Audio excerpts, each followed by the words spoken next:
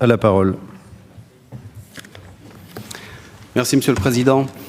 Les collectivités chargées du ramassage, du tri et de l'élimination des déchets sont confrontées à de forts enjeux réglementaires qui ne sont pas sans conséquences financières.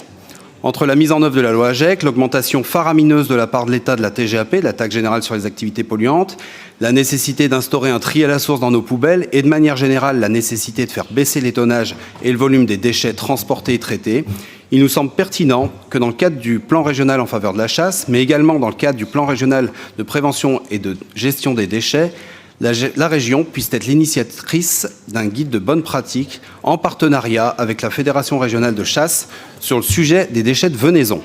En effet, la réglementation permet une certaine souplesse quant au devenir de ces déchets, dans le respect de l'ensemble des utilisateurs, équarrissage pour les animaux de plus de 40 kg, fosse d'enfouissement à titre expérimental ou tout simplement mélangé aux ordures ménagères.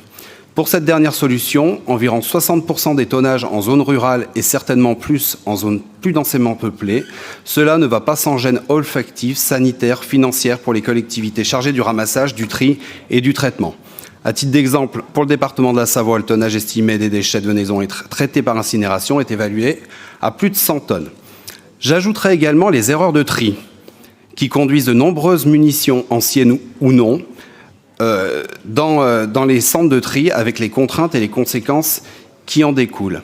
D'où l'objet de cet amendement, qui est l'ajout d'un 7e alinéa rédigé comme suit. En partenariat avec la Fédération régionale de chasse, la région soutiendra l'initiative de la rédaction d'un guide de bonnes pratiques relatif à l'élimination des déchets de venaison dans l'intérêt de l'ensemble des usagers, des services d'élimination des déchets et des collectivités territoriales compétentes. Merci.